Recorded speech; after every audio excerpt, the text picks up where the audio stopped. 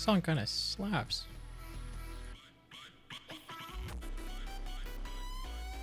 Sorry, I'm just doing notifications. Ow. Oh, and now doggos are like, wait, you're talking out loud, Dad? You're damn right I am. Okay, this, delete, yeah, and then.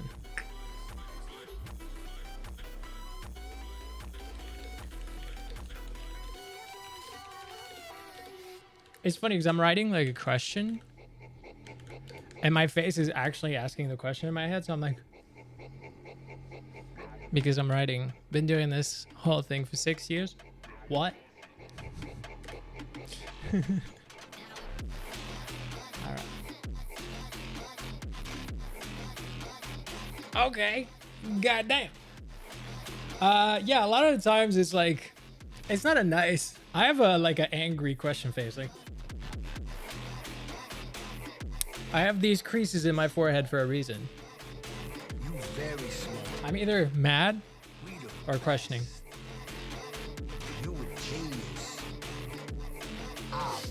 It is technically time. I should make a second coffee. No. No. I will not. I will not. I think it's funny because I've heard more adults quote this. And hi, Bea Lovely. I don't know why your comment's not showing up on my chat, but I happen to have my YouTube stream open. So isn't that just lucky? I was double checking my streams now. I'll keep that open until it starts showing up there. My main chat is probably just a little confused for now. Thanks. Oh, because 6-7 for the year thing. I was like, why is 6-7? But yeah, it's funny because I've only heard millennials quote that shit. And the whole shtick was like, oh, this is like the Gen Z shit. Like, they're all going crazy for it. And I'm like, I haven't heard. But then again, it's not like I see or hear many Gen Z in my life. I guess I'm not a teacher anymore. And all my content is... Yeah, you can totally watch from YouTube. Yeah, lovely. That's totally cool. What I meant is I have a chat that shows me both. But it always takes a minute to update the YouTube part of that chat. So I'm lucky I ended up seeing your message from the visual chat. I'm looking, I don't even know where to look. The visual chat I have there. And thanks. Yeah, it's been 6 years. That's insane. I honestly didn't realize until Annie sent me a message saying happy 6 years earlier. And I was like, it doesn't feel like it's real because I haven't been as intense the past 3, like the second half of those 6 years hasn't been as like committed to content creation like I was before. This song sucks. I'm just closing Discord. The most minimal amount. Sparkling Angel. Gotcha. Oh, there you go. Now it should show because it says that it's connected to my chat, my YouTube chat. So next time you write, it should show up on my main thing. Hopefully. Is it Gen Alpha? Oh, gotcha. Is that the name after Gen Z? Gen Alpha? Are we like just starting the alphabet again? Technically, it didn't start. Generation X was the first one? Because you have like boomers. There's no Gen Y. It's Gen X. Oh, wait. There's Gen X, Gen Z. Millennials are the Y. But hi. Yeah, it's like, that's a whole child. Stop it. That's horrible. For my fucking stream to be a whole ass child, that's crazy. Sound generation is before boomers. Huh. I really don't. I need to make a coffee. I'm like, I almost need to, I'm gonna splash some water on my face because I just got like, you know when you, I don't know, like I get like, I don't want to go over the eye bugs again. Like we did a long time ago. Okay, hold up. I'm gonna raise the desk anyways because we're gonna make some coffee. Muffin is under the desk, so she's like, yo, what the fuck? I gotta make the couch. These fuckers won't leave my couch. Looking like a couch.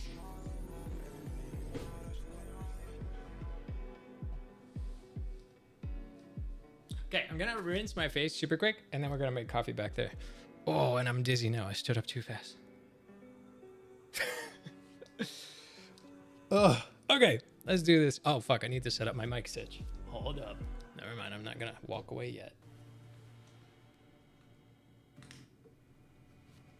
I gotta do my little. How is everyone? How's everyone today? I honestly wasn't aware of oh, you're probably hearing double.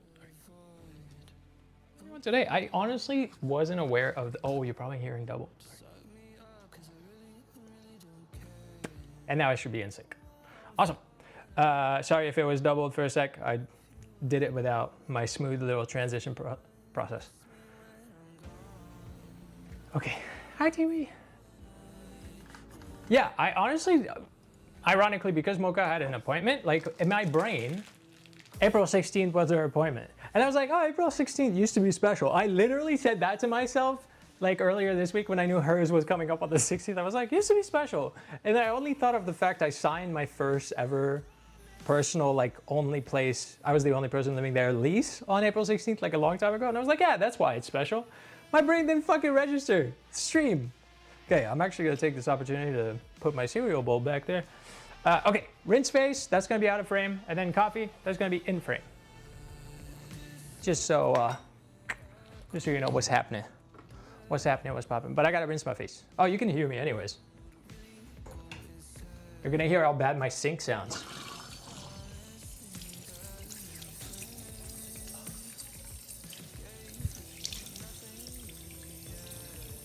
I needed that. God damn, that felt good.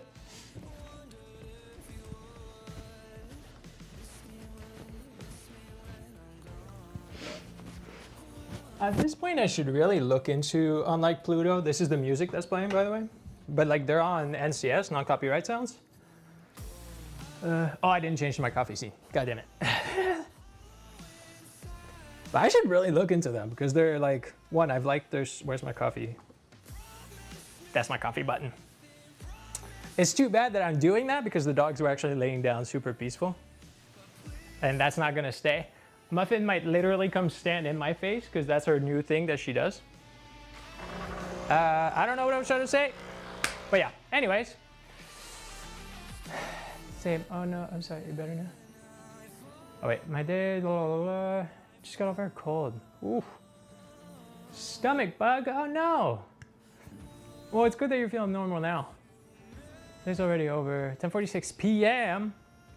You're one of the people I stream at this time for. That's why I never stayed with streaming later. Like I tried to do Thursday late streams for a long time. In the beginning, they used to be Tipsy Thursday streams back when I wasn't sober. But it was always like, I told you, she comes and stands on the edge of the couch. It's her new thing that she does every time I make a coffee. Yeah, you're my main audience. Yes. Yes, Mocha got shots today at the vet, just like Muffin did 2 days ago. But because of that, she's like mellow as shit. So for once, Muffin's the bored one. Usually Mocha's the bored one because Muffin is a bit bitchy all the time. But today, Mocha wants to chill, so Muffin's like, I want to start some shit, but it's not catching. Like she's trying to trigger Mocha, but Mocha's like, I'm relaxing, man. No, not got shot. She got shots at the veterinarian. I met up with a guy I went to high school with. Whoa.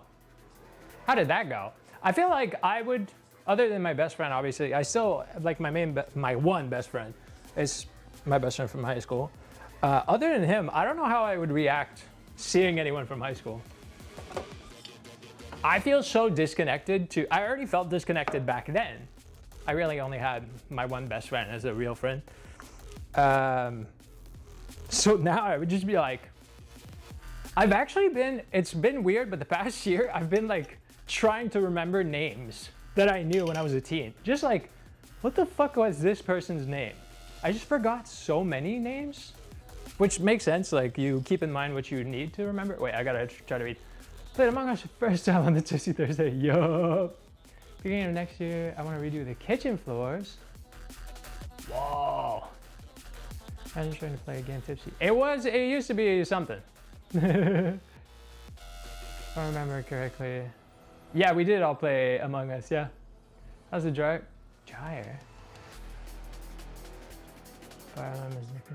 Oh, you're replying to something. I was like, me? Dryer? Oh, really, well? Pull around in his car. Oh, that type of meeting someone from high school. Gotcha. Gotcha. Was it just like, oh, it's been so long? It was, oh. Gotcha. Yeah, I don't know how I'd react to seeing people from high school, including people I was into back then. But I was also like, I think high school was probably the worst, which makes sense. Like I was the version of me, not the worst version of me, but I was a version of me that was like coming out of ghetto shit, thinking it was nice to be a bad guy, like not a bad guy. I was a great guy always, but like a little shit. I was a little shit. Can't remember anyone. Yeah. I only do because I haven't left where I went to high school. Oh, right. Yeah, I did leave. I have no clue what the fuck everyone turned into. There's like some people that had a lot of potential and I just don't know if they ended up actually doing it. Like there's a few students that back then were like, you know, potentially gonna become like solid doctors, surgeons, you name it. But then I think I went to public school, you know, they were already telling me that being an actor is not really possible when I was there. So that says something about like most people from that school or from public school in general. It's not like they all succeed or make it. Not that I would care. Well, I just don't care about them. Sorry. Do you feel bad when people recognize me? Oh, I have a really good memory. I think if I met them face to face, if I ran into someone, I'd be like, whoa, because I have a really good photographic memory. Hi, Muffin. She's at my feet now. She had to come closer.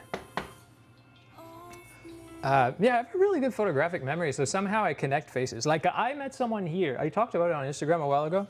I think it was like midwinter or some shit, or it could have been the fall.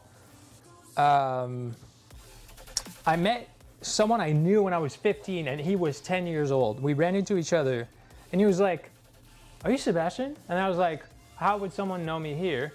And then I'm 31 now. I think I was 30, so that was probably the fall before I turned 31. So I was 30 and he's 25 now. And I somehow look at his face and I went, "Yo, are you this guy?" So somehow, exactly 15 years after seeing him, he was 10, I was 15. At now 25 and 30, I was able to he recognized me and I recognized him. So it's like, I don't know, my memory of faces my memory of anything photographic wise is really good. It's cute as shit. Mocha's on the couch. When I lower the desk, she'll be right in the shot. Hopefully she stays there. I think she is. The shots are definitely affecting her. She's as mellow as she has been in a long time. Okay, sorry, I'm gonna do better at reading. Obviously this making coffee sitch is distracting a bit. And I'm having a hard time follow with it. I don't know, keep up. Holy shit. That doesn't sound like someone who's been doing this for 6 years. What the fuck? Also, I think technically my streamversary is a month after. Did I just wait 1 month to start streaming on Twitch? I feel like I might have started in May, or it's either May or June. Because I was just thinking now, like, oh, it doesn't sound like someone that's done it for 6 years. Technically, that's true. I wasn't streaming from the get-go. I'm pretty sure like 1 month in I was. How far we've come is insane. I mean, I gotta get back into it. I just have been struggling with a bunch of shit. I talked about it last time, like it's not a fear of rejection that's like conscious. It is from there. It's a fear of, I don't know, people seeing in me what I see in myself, like the negative things. So my biggest fear with making videos is that someone would call it bullshit, because my bad voice in my head calls what I do and say bullshit. But that's like it comes from the bad self-image, not in reality. Because I still believe what I say. It's like the I don't know, self-doubt, self-questioning, self-judgment thing. But because I already fear that from myself, that I'm like, you're just full of shit. Like, who wants to hear that? One of the fears I have is that to make the stuff and then have that be confirmed, you know? But an example of how that still doesn't make sense is, hold up, I'll do this loud noise thing and then I'll be able to say it. Shit, I had the wrong order of, I shifted the order of things here and I fucked it up. Okay. It's almost as if, hear me out, the example of how that's a faulty logic, my fear of you seeing in me what I see in myself, and therefore not doing the thing at all, I'm not making the video at all, is the same as if I was afraid that you thought I was a mime, so I chose to never say a word and only mime things. Like, that's the logic there. It's literally that. I'm afraid that somehow you would see what I say as bullshit, and in the end, I just don't make a video. So I'm like, I am technically choosing for you that it is. That's like it's a faulty logic that I know on a conscious level. It's the fighting the inside stuff. That's a bit more work there. But I do want to get back to all the content stuff. I actually had a big inspiration yesterday for a TikTok. I almost made one at fucking 11 at night. Like one of my old vibes, a message that needs to hit you type thing. Because it was a message that I felt needed to hit me. If it wasn't for the fact that it was 11 p.m. and I was like, no, fuck this. But that's good. I haven't felt the urge to make one of those videos in a long time. I haven't made it. But if it comes once, it might come again. Don't take that out of context.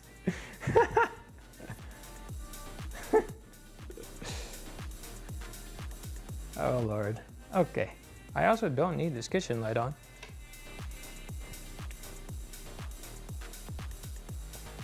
Okay, you're gonna get a close-up of my face, sorry.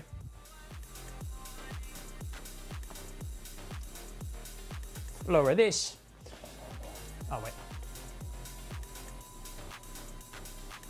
The baby. And the other baby coming in too, because she's jealous. And now we can switch up mics again. Hi. Okay. We don't take things out of context. Right. Okay. Making chili with turkey. By the way, if you wrote something that you wanted me to read and I missed it, rewrite it. You have full permission. I won't consider it spam whatsoever. I was obviously...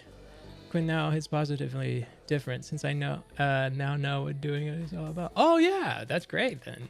For sure. When the heck did that switch on? You have not been like that. Yeah, I was watching an anime. I've been watching. I missed out when it came out. Sorry, there's like, I think there's a fucking pimple on my chin. Not a pimple, but like a scab from one, and I just want to fucking scratch it off. Okay, close the shit in my face so that I don't look at anything. Now it's just a blank page. That's good. I started watching ReZero, and it's a really good anime. I don't know why I didn't watch it. I'm really liking it. I'm in season 2. And the irony was it felt like a filler episode, the one that triggered that, but it literally hit me on an emotional level, and I was like, fuck. And I knew, like, oh, I would make that. But yeah, it was 11 at night, so I chilled out with it. Okay.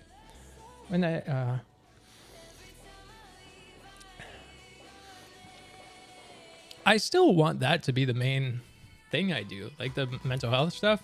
It's honestly been just a battle of believing my own shit. Which is a whole journey.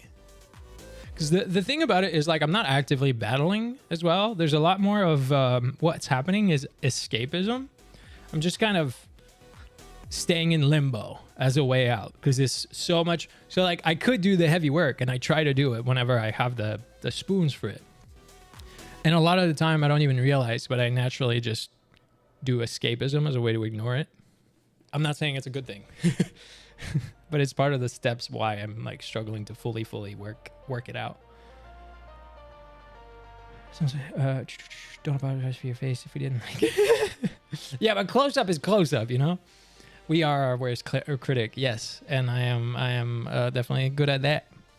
Your inner critic is everyone's critique of you when you were growing up a lot. And sometimes most times blown out of proportion. There's a really good book. I was listening to it. It got a little redundant, so I didn't finish. But it was really good up until way far in the book. It's called Feeling Good by, it is I should have it on Spotify because I've been listening to it. Also, fuck this song. Jesus Christ. Where is it? I've heard this before. I'm just trying to see if it'll show. I don't know if audiobooks show up on my computer's version of. Like it'll show on my phone because I listen to it on my phone. And it likes to show you shit you. Yeah, it's not showing on my. I could open my phone super quick and find out. Feeling Good by. It's a doctor. It's some of the early CBT, cognitive behavioral therapy. Some of the early CBT stuff. I think he was someone that came up with a lot of it. And it's really good. What I'm trying to say is that book has already done a lot of good work. I was trying to reply to about the worst critic and everything. Where is it? Whew, my brains. It's hard to focus on so many things when I'm streaming now. It's been. Where is it? It's always Spotify's so weirdly broken. Every single time I'm looking for a thing, that's the time it won't show it on the main page or on my fucking library page. Every time. Is it showing me 5 other books I never finished? Yes. Is it showing me the one that was the most recent one I haven't finished? No. Fuck you. Where is it? You fucking thing. I'm trying to fucking talk about it. Maybe if I look up my search. Because it should be. Yes. Feeling Good by David D. Burns, MD. So, Feeling Good, the new mood therapy. It's technically not new now, but this book, very much worth a listen and / worth a read.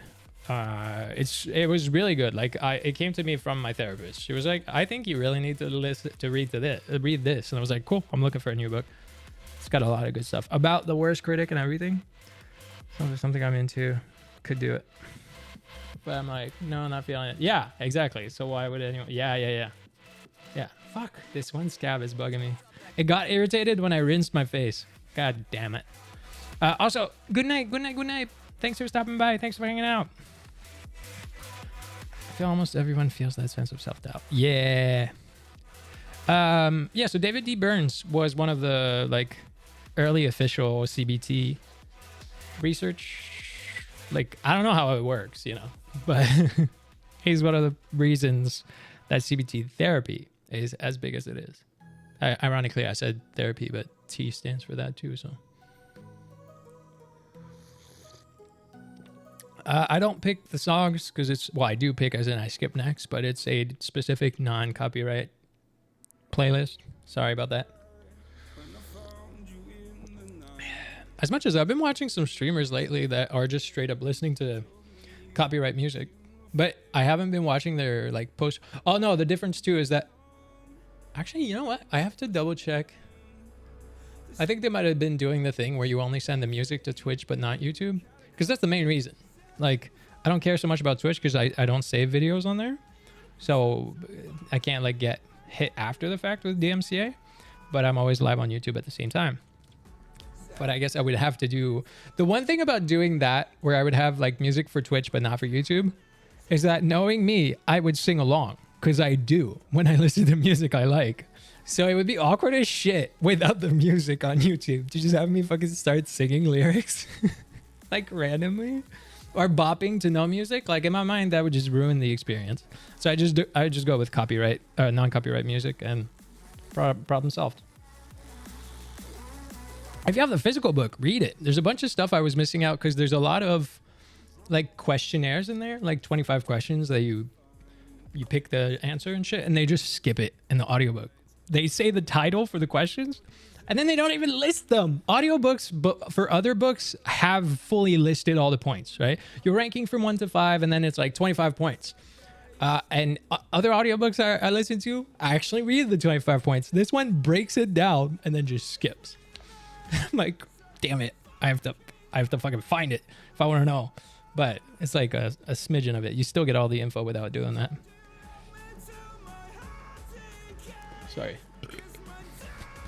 Sorry about that.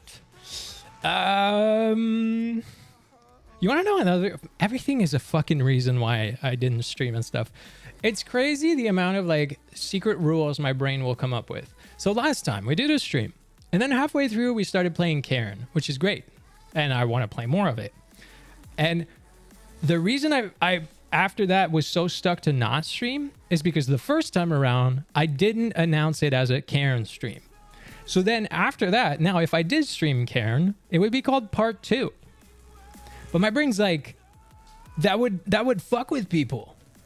And like, because you didn't announce it clearly and the thumbnail wasn't the same, because I have a thumbnail for that game specifically that I had made for the demo. It's like a dumb rule. My brain was like, well, you didn't make it clear when part 1 happened if people weren't live, and now they would be so confused seeing the word part 2. It's like any silly rule my brain can come up with. But it happens a lot. One of the many books I've started is The Tao of Fully Feeling. What is that? The Tao.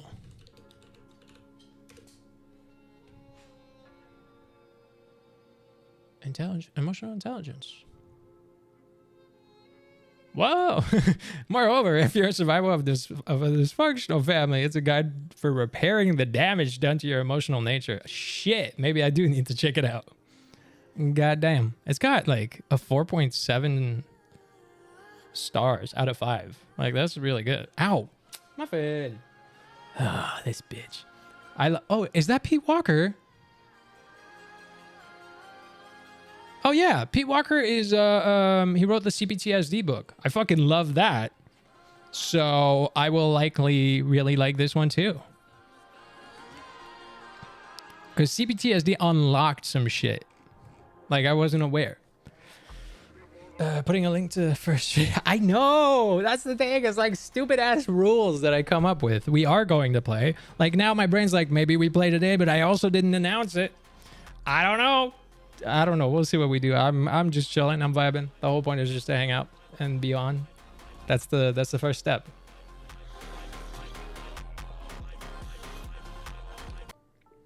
Sorry, there's so many remixes of the same songs.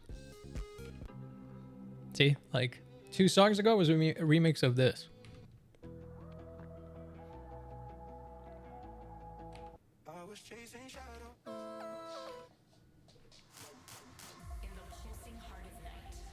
Maybe. I will have to check out that book, honestly. I think I wanted to check it out after listening to Complex PTSD, and I just forgot.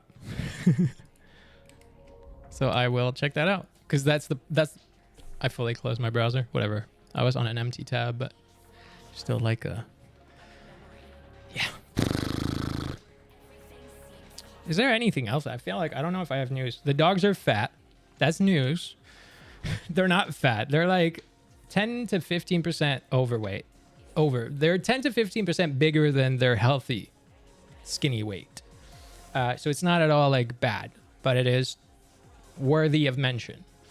I knew that too, because Muffin really was tricking me into... I fully thought she was starving. She was crying, shaking, fucking drooling just when I would feed her. Like I would prep the bowl and she would be losing her shit, looking like I didn't feed her in 2 days. So I was like, maybe I genuinely don't feed you enough. Like I was tricked by her for a while until I started not feeling their ribs. That's one of the signs. Like you want to just... If you just lightly touch, you're supposed to feel ribs. If you have to squish, that's a little bit too much weight. And as soon as I started having to squish, I was like, you freak out like shit, but you're getting way too much food, you little fuck. So I tried to lower it back to what it was, but that's like a slower progress to get back down. Oh, I am really in my head. My head is fucking... I'm a prisoner of that place. So that's usually a problem, but that's okay. That's how I came to do everything I'm doing. So somehow it works in some places. So yeah, I'm just keeping an eye on them. Oh, Mocha's still behind me. I thought she was also on the balcony, but Mocha's back there. Muffin's on the balcony though. She's so out of it today from her shots. It's almost nice. I bet she won't be different metabolism after. It's, yeah, I think it's that plus the like Muffin really had me tricked. Mocha never looked like she was starving, but I always feed both of them the same portion because they're the same size. So I just, if it's a healthy portion for one, it should be the healthy portion for the other. But it wasn't the healthy because it was a tiny bit more than they need. That and I give them too much of my shit. They don't get much, but the fact that they every meal will get one bite of something could be potentially also extra calories that they're not supposed to have. And that one's harder to fully cut because if I just go, yeah, fuck you, I'm not giving you any of my food anymore, they'll be like, but we got used to this thing. Wait, that sounds like spay hitting. Also, same, it's so hard to put Luna on a diet. We got a scale now to monitor. Yeah, the vet literally, because the vet is like a block away from my place, they literally said, you know, anytime you walk by, you can just come in and weigh them, like to help you in that process. And I was like, oh, I guess I didn't know that was, in my mind, I'm only going in there for an appointment. And if I bring a dog in there when I don't have an appointment, I'm just stressing out every other animal in there because some of them are like in the waiting room or whatever.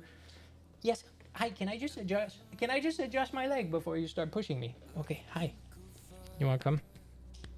Want to come up for some ASMR? Come give Dogo ASMR. She's so out of it. Groomed and they took... Oh, wait, what do you mean? Wait, groom as in like they brushed it, right? Just brush and like... They didn't shave, right? Okay. I was so scared. By saying like winter coat, I thought you meant like the double coat.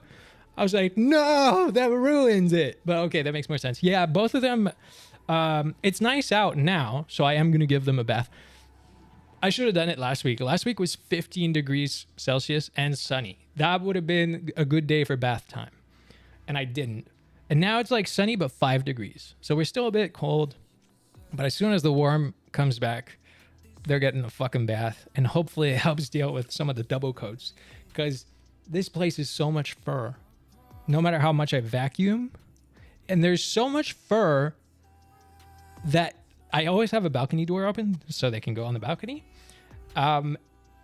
Just that amount of wind motion pushes fur out of my front door under it, so the fucking hallway carpet looks like somehow they laid down in front of my door. I feel so bad every time because I'm like, man, my neighbors must be thinking like, what the fuck is in there? I'm like, no.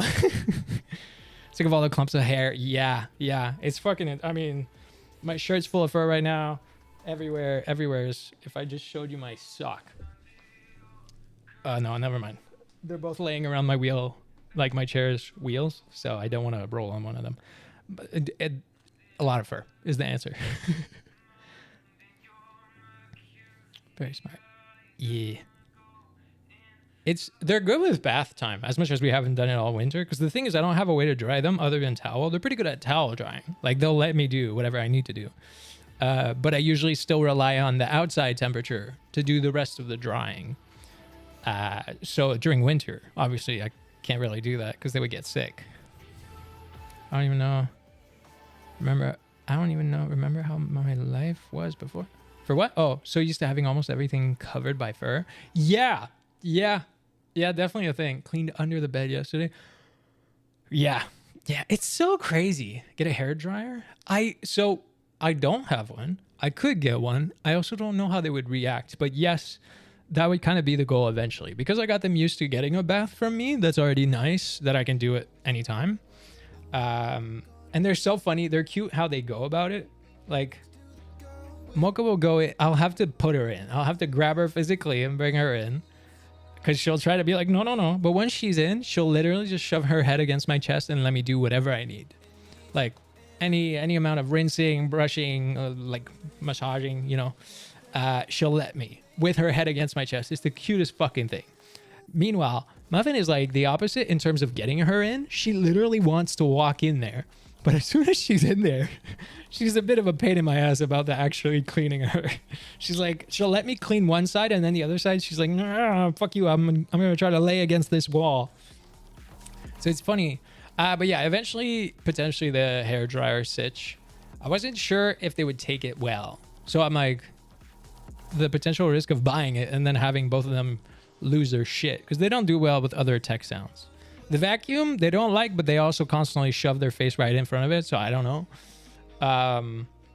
Yeah. Hold up. I got cold again. I know. It's so annoying. Like last week was the same sunny thing, but warm. And then this week I'm like, cool. So that means I can go outside in a t-shirt again, right? No, I need my fucking hoodie. And sometimes I'm cool. I'm cold in my hoodie. And I'm like, ah. Shut up, vacuum my dog. I tried that. I tried that a couple times with them. They don't like it.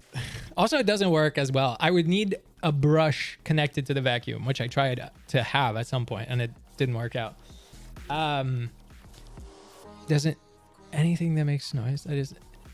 Oh, she likes nothing. Like everything that makes noise. She's like. So there's a Dyson brush. Yeah. I just don't have a Dyson thing. But yeah, I was trying to literally 3D design my own version. And then I just thought, like, they already don't do well with brushing too. So that's also part of the problem. This back and forth weather got my body not happy. Well, I'm lucky that... So a theory of mine, which is a bit of a, like... It's like a bad and a good thing at the same time. So technically, right, having a place that's too clean is bad for you because you're not exposed to enough germs and whatnot, right? So you could get sick more. It's one of the things that's actually like counterintuitive in a way. You want to have your place clean so that you're not exposed, but because you're not exposed, you don't have the antibodies. I obviously have a bunch of like fur everywhere, and there's 2 dogs worth of dragging dirt all over the place and whatnot. So I think I'm exposed to a decent amount of germs, and I don't get sick. Usually I get sick once a winter. I did not this winter. Like, so to some degree, I'm like, 3D print one. That's so yeah, it is and isn't, because the thing about that too is I print with PLA plastic, which is good. It's biodegradable, which is great, but it could, like, if that was in direct contact with their skin, could cause irritation. Like little tiny little bits could like either actually go in, like insert, like I'm talking like fucking what is it, fiberglass type level, you know, like it could just be irritating to their skin. It could be bad. So that's the one part. Sorry, that was a bit boring.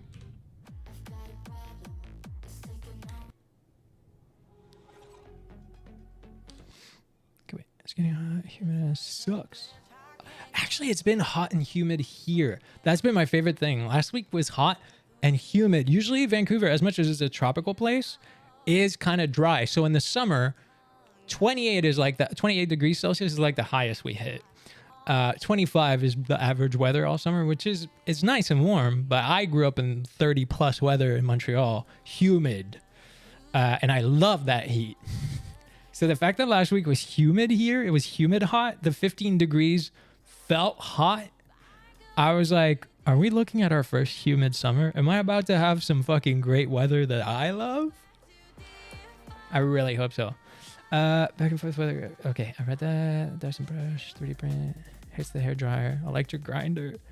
Doesn't matter. Is she? Oh no. Sorry, there's fur on my tongue, ironically. Flew to Victoria on Tuesday. Stood in the pouring rain for 2 hours and then came back. Oh yeah. I mean, standing in the pouring rain, that definitely. Also, because the pouring rain on Tuesday was fucking freezing rain. It wasn't just rain. It was cold ass fucking rain. Going to shower, maybe be back, maybe not. That's okay. Enjoy your shower. Thanks for stopping by. Humidity is yuck. I love it. I just like the heat so much. I do not miss Ontario humidity. I moved away from the snow and humidity. No, humidity is great. Camera quality is sick. Nice. Thanks. Every time I was like, oh no, is it bad? Like, did it go to shit? I used to have these focus issues with the camera, and I had that literally filming auditions 2 days ago. Part of my screen got blurry, and I was like, don't tell me my camera's acting up, but I don't know what it was. It might have been just the low lighting because it was lower light that day. Humidity to you. Oh, believe me, I would take it. I love the fucking heat so much, getting that itch to cut off my hair. So do it. Well, I mean, unless there's like downsides to it. Yeah, things are all right with that. I was kind of on the verge of quitting. I quit for a little bit, and then I kind of came back, and now I'm in this weird limbo of I am auditioning, which is great. Actually, I have to read an email real quick. I think I have an audition to do for tomorrow morning, and I don't know because I only got it last night, and I haven't read it yet. So let me just open that, and I just got to make sure if I have to do like a tape right after this stream. Probably. When's it due? Okay, tomorrow 2 p.m. Not so bad. And then what is it? Okay. Sorry, I just gotta read this. You know, gotta actually take my career seriously sometimes.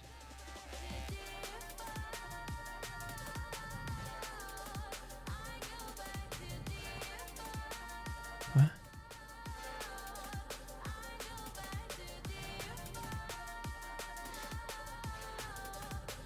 I'm reading the scene, sorry. Central AC out there? There's central AC here, but in the summer I don't turn it on at all. I usually just have both, like my balcony has 2 patio doors, one in my bedroom, one in the living room. So I just open them wide both. It creates a nice draft. I hate AC. I love that. I need fresh air anyways. If I shut the doors and windows, I feel like I can't breathe. No matter how well a place is aerated, it always happens. So I'm just full on everything open, and if the sun's coming in too much, I just lower the curtains, but shit's still open. Okay, I'm just reading this because I need to understand.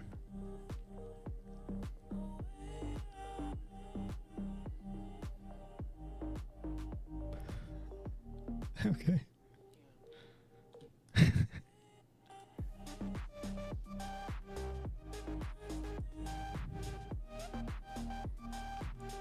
Gotcha. Okay. Confirmed it. Due tomorrow 2 p.m. So I can either do it after this or tomorrow mornings. Probably tomorrow morning. If I know myself. Always last minute. Always. Why would I ever be just on time? Or early, I mean. But it works for me, so. Man, I haven't opened emails in so long, it's bad. Fuck. I'm scared of emails. So I realized that because it happened with it. Oh, they're so cute. They're both laying. They're both sleeping. They look like a yin and yang. They're not touching, but technically Muffin is this way and Mocha is this way. And they're around my feet like this. So I realized I have a thing like against slight Defoe. I don't know if that's a compliment or not. He does have a wild face, but he is very talented. So it's not common here. It's in Ontario where I grew up, but the ocean here usually keeps things. Yeah, I'm in a big ass condo building, and like the other building I was in before didn't have AC at all. This one does, but I don't want it on. Take a photo? No. First of all, did you know why? So dogs and cats will wake up when you try to picture of them, right? It's because your camera emits an infrared light every single time you turn it on. There's an infrared light, and dogs see infrared, so it wakes them. You're literally shining a flashlight in their face. Dogs and cats. That's why they always wake up when you're trying to sneaky take a picture. If you're like, the only way you could pull it off is with a camera, so like a real camera, not a phone camera, because that doesn't emit an infrared, unless maybe your autofocus button does. So if you turn off autofocus. Okay, wait. Gotcha, that makes sense. You wouldn't need it. Give me some slight default. Lots of people have window units. Yeah, I have a lot of windows, which is one of my favorite things. That's where the gold happens. Yes. Can't stay long, but happy. Thanks, Lilies. You know, it's funny. I thought about your name yesterday. I walked by Lilies, and then I was like, drifting Lilies. I don't know why. Well, I do know why, because I was walking by Lilies. But hi, thanks for stopping by. Yeah. That's all it takes. I just got to see that flower. They're so cute. Oh, today's going to feel nice. Yesterday, I actually properly tired them out, which felt good. So I've been dealing with an issue for the past 2 weeks or so. That's like bad for Mocha. Mocha's really bored because Muffin is actively a problem every time I try to stimulate Mocha. I literally get 5 minutes max of actually doing good interactivity with Mocha in a stimulating way before Muffin gets jealous and tries to attack. That's not true. She's jealous from the first second, but sometimes I can hold her off for 5 minutes. Fuck, I have to move my feet anyway, so they might shift. Oh, sorry, baby. I couldn't feel my foot. Oh, they didn't move. Good. Yeah, so that's been a problem for like especially the past 2 weeks. So Mocha was a bit bored, but yesterday I managed to properly tire both of them out, stimulate both of them out for once. Like, no battle. And that was so nice. I felt like I earned my chill evening. I was like, oh, this is nice. Instead of like the rest of the time where I'm like, fuck, like they obviously need more. And I think today's going to be a follow-up to that just because of Mocha being already a little knocked out by the shots. And then Muffin's just a bit more mellow anyways. I don't know why too, because she needs to move. Like, she needs her summer bod back is what the vet said. But it's her choice. She chooses to lay at my feet nonstop or lay behind me. She doesn't want to walk around and play with toys around the house. The only time she ever wants to play with a toy is when it's Mocha's toy, because she just wants to take it away from Mocha. I also have to look up not a murdering intent, but I've actually been curious to look up the logic behind a dog purposely making sure another dog doesn't get food or water. So food, that's fine. She doesn't go anywhere near Mocha because she knows she would get fucked up because Mocha has fucked her up for trying to get close to her treats. But water, Muffin will fucking try to chug the whole bowl, especially when Mocha wants water. She will literally try to push her away and drink it all. Like, fuck you, you're not getting water. The bowl is full. I always fill it up. It's not a question of like, this is the only water we have and I must have it all. She just doesn't want Mocha to fucking drink water. Mocha already doesn't drink as much. I don't know why. Like, she never did. She always just knows her hydration level, I guess. Unlike Muffin, who just chugs like a freak. But like, she actively tries to stop her from drinking. And I'm like, fuck, I gotta look it up. I don't know. That's like, it is, but it isn't. Like, it's weird. Yeah, it kind of is. But Muffin's resource guarding was never about actually her resources. It's literally always about taking it away from Mocha. It's the same reason why she gets mad when I stimulate Mocha. If I'm interacting with Mocha, I'm the resource that Muffin wants to guard. So she tries to attack Mocha, even though they have me. Both of them have me, the same amount. I'm trying to get that in her fucking mind. But that's the reason. So it is some form of it. It's so weird.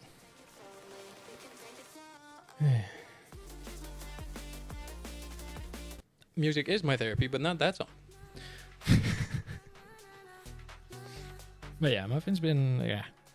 I was going to say something else about that, though. Fuck, before I got in the whole 2 weeks thing. I don't know. I swear I was going to say something else about the dogos, because that's all I have going.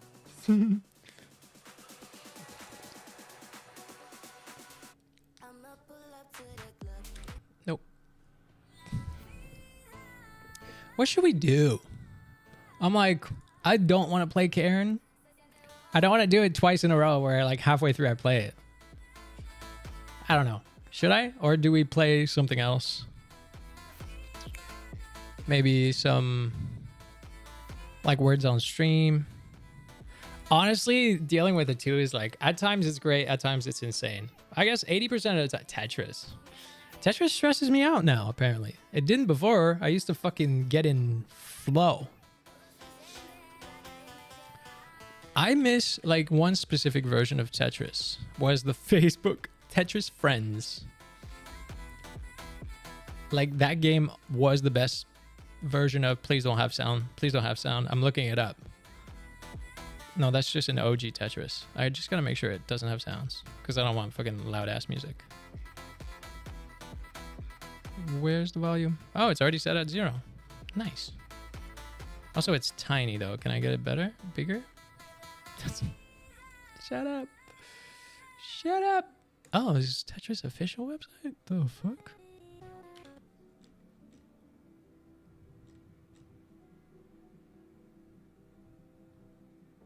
No. Let me look up. Funny enough, as I look up Tetris Friends, there's other posts on Reddit going, bring back Tetris Friends. That shit was good as fuck. Bejeweled, I also played that a ton. Words was a long time ago? Yeah. Yeah, it's I'm dealing with the 2 doggos though is like a pain in the ass just for because something I do well with one, the other one won't catch on or will go against, will purposely not like that.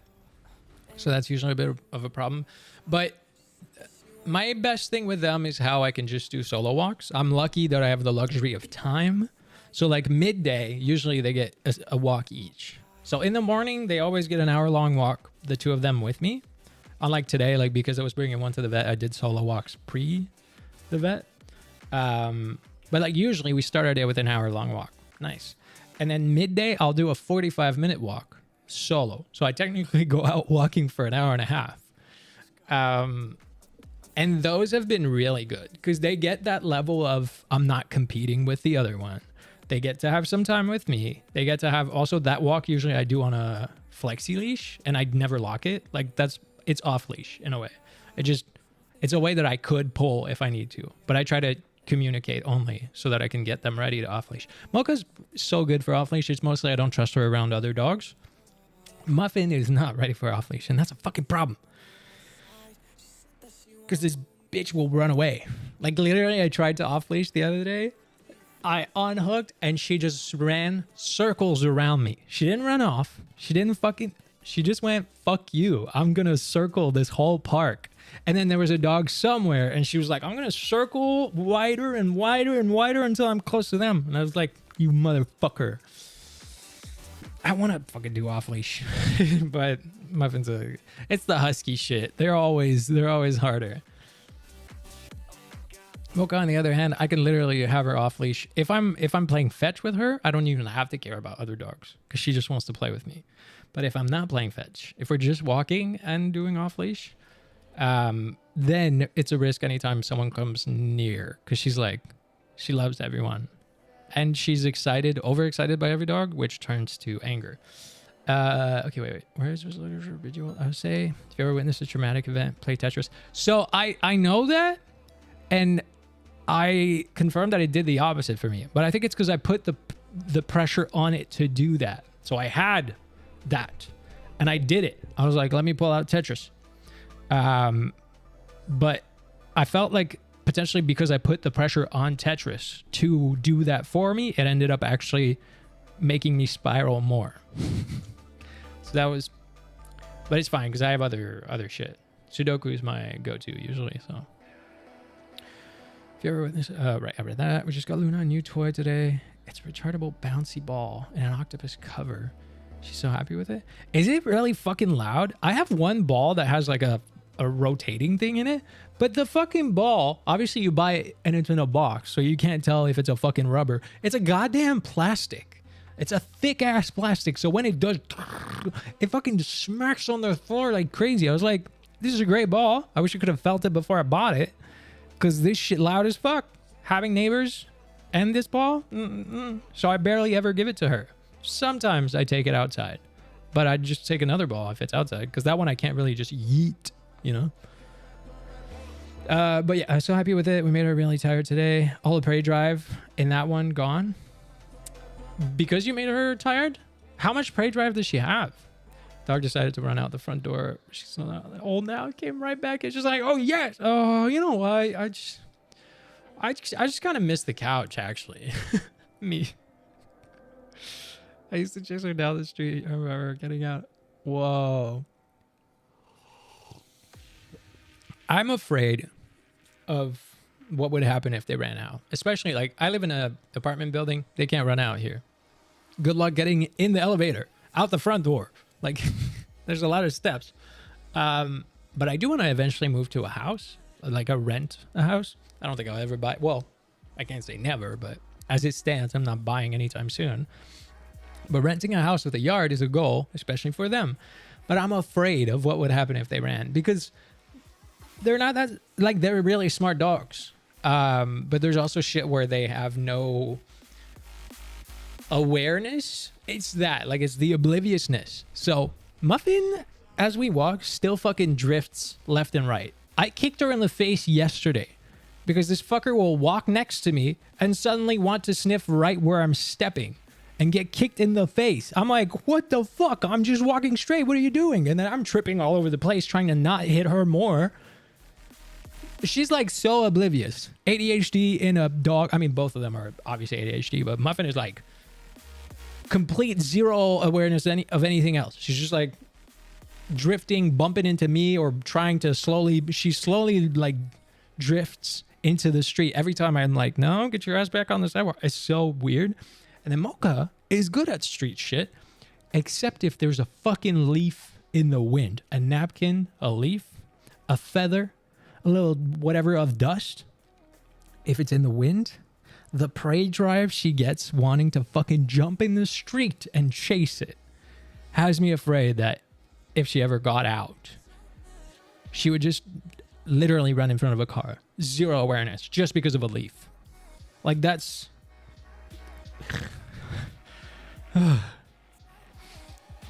Ghost is the same. Walked into pools before. Honestly, both of them have. Every time I'm like, they know a command. I say, look in front or look ahead. They know, because they learn the hard way by not looking ahead. And then I still call it. I say, look ahead. And then they walk into something and they're like, oh, and they look at me all fucking betrayed. And I'm like, no, I told you. Like, you're the one that's not paying attention where you're walking. Third electronic toy we have was very loud. That's why we had to, we got this one. The cover around it makes decent noise. Oh, right. And small prey drive. Gotcha. Hunting bumblebees. Rats. Have you tried a flirt pole with her? Flirt poles are great. It's just a little tiring on you as well. But, you know, like the cat poles with a little string and a toy. You do that, but with a longer string and a bigger toy. And then you just fucking do that around on a field. Especially for the prey drive. Like, Mocha goes insane for that shit. The herding instinct kicks in and she's like, I must chase this small thing. Can't really off leash her. She's wonderful until she sniffs prey. Oh yeah, gotcha. Yeah. What I do, I don't know if you're ever considering like e-collar training, because that's what I did in the beginning with Mocha. That's also why Muffin's bad, is because I haven't done the e-collar training with her. On one end, because I don't want to buy a second one, because that shit was pricey as fuck. So I'm like, oh, if I train her with this one, like, are they just doing one at a time wearing it? Or do I have to buy a second one, carry two fucking remotes? So, like, there's been a resistance in that direction. But e-collar was really good with Mocha in the beginning. I had, like, a long-ass leash on her. My 15-foot leash. And the e-collar. And I would just leave the leash on the ground. That was just my way to catch up. Because if you're trying to take off, I can step on that fucking leash. And the amount of times Mocha ate shit from me stepping on that leash and her face planting. But that was her own fault. Her own doing. She definitely learned. And the e-collar training isn't like a punishment. Like, there's really good way to do it so that they just learn communication and they don't do, like, it's a good ban in Germany. That's so odd though, because they're not bad. I wonder if you could do this sound collar. So technically there's e-collars that do, most e-collars, mine does either a stim, an electric stim, which is literally so low I can't feel it, or a vibrate. And it's weird because half the people say the vibrate is worse because it's not a level you can gauge. It's literally just one level vibration and it stresses them out. And the other half says it's better than the stim. So I don't know who the fuck is right. But there's a type of e-collars that also has a beep And that's it. It's just you press it and it beeps in their ear. But that's like when they're 100 meters away from you. That's great. You don't have to fucking... And you can just get them used to, if you do beep beep, it means come. So I wonder if you could look up that. Because that beep is also really good at distracting them. The prey drive, the best thing you can do, normally that's what a stim does, is it'll just distract them. It just goes, whoa, right. Because it's not painful. They don't go, ah, fuck, ow. They just go, oh, okay, yeah, I am now not locked the fuck in on this. So I wonder if the sound one could be helpful, because that's great for off leash. Also, when I bought mine, I thought it was gonna have the sound, so I was disappointed when it didn't have it. But technically, that would just be a beeping thing, and it's kind of nice. So glad my dog is older now and is chill for the most part. Yeah. Also, that's the thing. Muffin is turning 2 years old in exactly a month and 2 days. And Mocha matured up. That's when they become an adult, 2 years old for bigger dogs. And Mocha got so mature literally when she turned 2. I'm like, is Muffin going to have that switch turn on too? Is the teen phase going to be gone? But she's husky, so I can't get my hopes up too much, because huskies are just huskies. You know, the husky part of her is fucking insane. The other part is a fucking golden. So it's just a lot of insanity in a dog. Yeah, puppies are something for sure. There's 2 new puppies in my neighborhood. One is a black shepherd. I feel for this person. And the other one is like a mix of a shepherd and another bigger breed. I don't know what the mix is, but they're kind of patched up. Like a patchy brown and black thing. I don't know. Muffin is interesting. Yeah. I mean, I do hope she matures a bit. She's like, it's interesting the differences between the two. So Mocha's like super smart, but they're both super smart. They just use it in a different way. The one part where Mocha is lacking is social. Mocha's social skills are bad. She wants to destroy every other dog if they get close enough. Like, she's so excited by them, but as soon as they're sniffing, she wants to start a fucking bad fight. And with people, she's overexcited. She wants to jump on everyone. Everyone wants to say hi to me. And that's because when she was a puppy, I let people say hi. And that was a fucking mistake. For 2 weeks, I let people say hi. And then I learned it was a bad idea. And I cut it off. Hasn't forgotten. So with her, she's horrible with the social aspect. Like in the elevator, if anyone gets in the elevator with us, I'm like lasered in on her. And I'm like, don't fucking move. Don't you fucking... And she's like, her body's like, her paws keep like... But I really want to jump. Meanwhile, but she does everything else good. Meanwhile, Muffin, social shit. If there's another dog in the elevator with us, she's looking at me. She's like, you're the one with the treats though, so I don't care about this dog. Same for people. I can let people pet Muffin because she'll sit. She's like, oh, cool, I get loves. And as soon as they walk away, she's like, but you. So she does that good. But she does a bunch of other shit bad, like not being off leash. I can't have her off leash because she just fucking takes off like a dummy. They're not illegal, but also not really get sold here. Yeah. Honestly, you could, it's not even like you don't even need a collar that's made for it. You could just get a beeper of sorts, a remote beeper. As long as you can control the volume, I guess. Don't allow crates and they're not bad. Yeah. Okay. Yeah. That's a bit, crates are actually great for dogs. So, yeah. Don't know if I can handle it. Oh, okay, I read that. Ghost level is 11. Everyone's always surprised at that. That's so cool. 11 is great. My oldest dog ever was 8 years old. That's the one that lived the oldest. I mean, I only had 3 dogs growing up, technically. More because one had puppies, but we didn't get to see the puppies grow. My first dog, Lady, the German Shepherd. I was born and my mom had her like a little before I was born, so she was my guard dog, my best friend. She lived to 8 and then she had ovarian cancer. So that was sad. And then my second dog was a husky. His name was Gizmo. And he destroyed shit in the yard because he was like husky. He was like fucking almost wolf dog.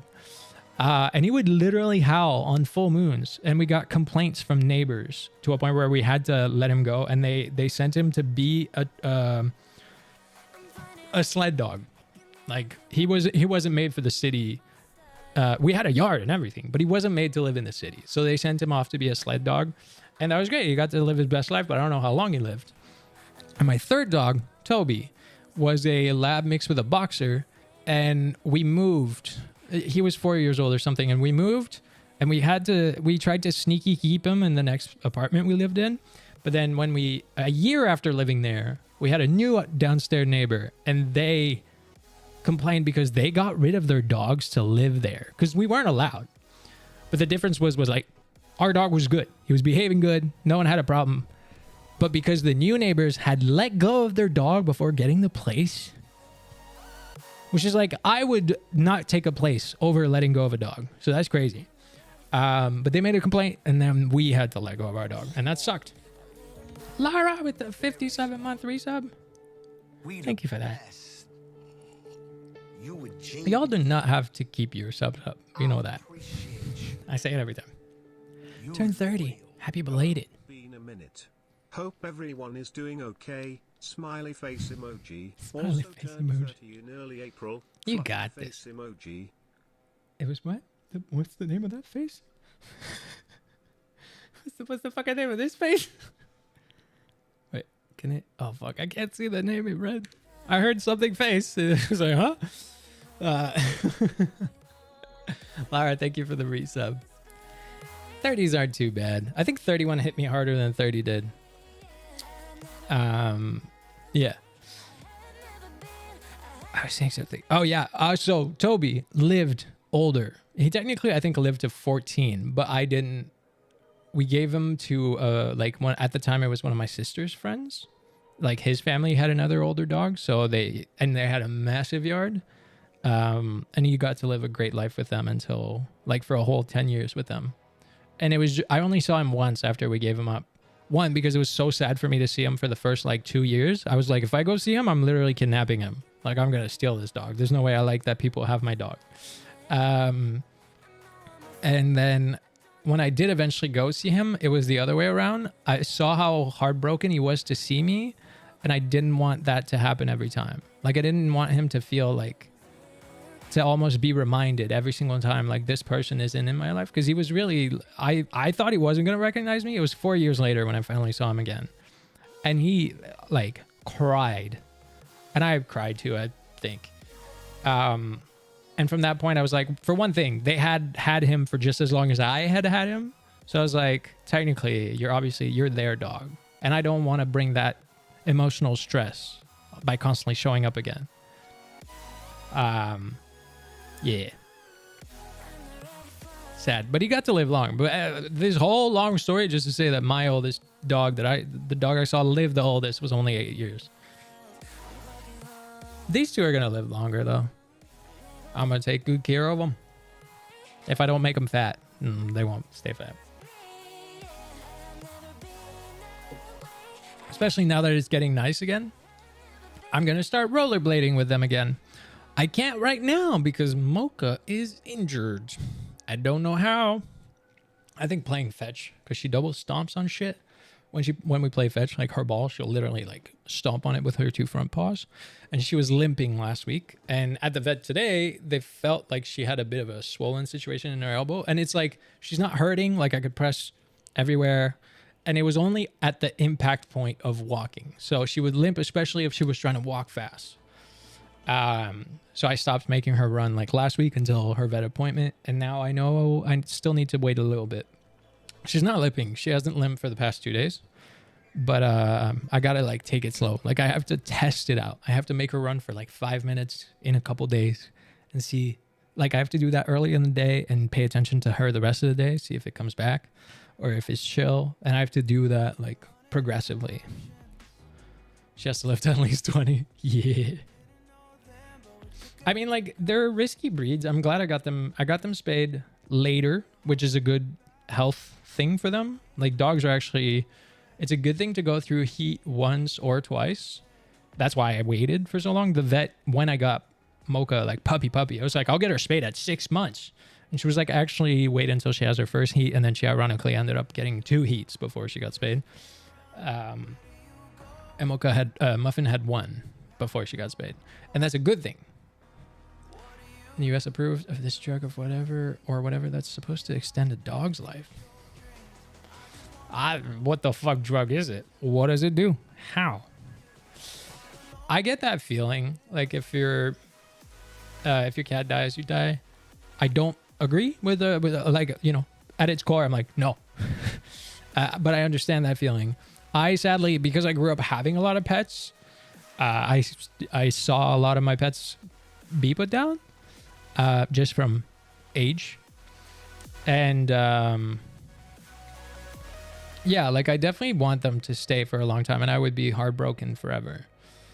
But you also have to stick around after the fact, because that's, for one thing, having a pet is a guarantee that it's almost a guarantee we outlive them, unless you get like a parrot or a turtle, because they live fucking forever. But think about it the other way. Would you rather you pass first and your dog has to experience the loss of you, or cat? Because I would not want them to go through that pain. So I will be the bearer of that pain by outliving them, because I never want them to lose me. It's probably like my big fear of hurting as well. It's my big fear, because I've been thinking about that literally just in terms of flying home. I just want to visit my family eventually. I haven't seen them in years now. And the summer is coming, and that's the only time I ever want to be in Montreal. I don't want to go there. Fucking spring, winter, fall, fuck that. Summer, yes. But they haven't been away from me more than fucking 8 hours the day they got spayed. That's probably the longest time they've been away from me this whole time. So the idea of either having someone come here and live with them and handle them for a few days, or having them go to someone. I have someone in the neighborhood who's like, is a dog walker and will actually like have a pet over. What is it? Like, it's not pet sitting because he wouldn't be coming here, but they go to their place. Like it's his business and everything. And I'm so afraid of even doing that. Because what do you mean I would put the dogs in someone else's house and then they wouldn't see me for 3 days, 4 days? I would be so terrified that they would feel like I left them. So I'm fucked. I can't visit my family because my brain, that's an unhealthy thing. I need to be able to not have that codependency to that degree. But I'm terrified. Even if it's just someone being here and me not being here. Like someone else handling their shit. I know everything about these dogs. Everything. I know every minute little thing.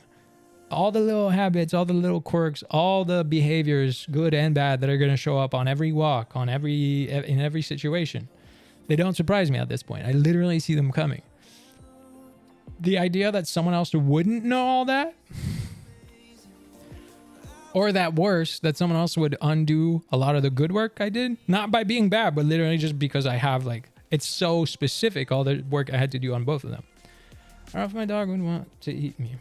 Oh, I mean, shit, I wasn't talking about passing in front of them. Fuck no. When I go away, I hire someone to stay at my home because both my cats and dogs, are adopted. Exactly, I don't want the same. They're both well, Muffin's not a rescue technically, but Muffin was first. Muffin, I'm her third owner. Her first owners were two really old Asian people, and they were leaving Canada, so they sold her to some kid, some 18-year-old guy, and then his mom, because that was the whole shtick of how I got Muffin, is that she was allergic to dogs. That guy discovered he's allergic to dogs when they had her, and I met the mom at the park. I was at the park with Mocha, and then I met Muffin, they're 5 months apart, so they played together instantly, and she was asking me a bunch of questions and telling me about the allergies, and at the time I was like, hey, I've actually been considering anyways potentially having a second dog. In hindsight, I definitely wouldn't have gone out of my way to adopt a dog. But in that case, it was either they were sending her to the SPCA or I was taking her in. So I took her in. So I'm her third home. She's not a rescue, but in a way, yes. Mocha is a rescue. She was found on the side of the road with her litter. And her mom was dead because it was frozen. It was winter. It's in Manitoba. So they got found on the side of the road. And then she got me. She flew across the country to be at a foster home, and then I got her. So all these little things make me go, I cannot leave you in someone else's house. I would never want that, because I would never want them to think they're back in that system, you know, as much as Muffin was never in that system.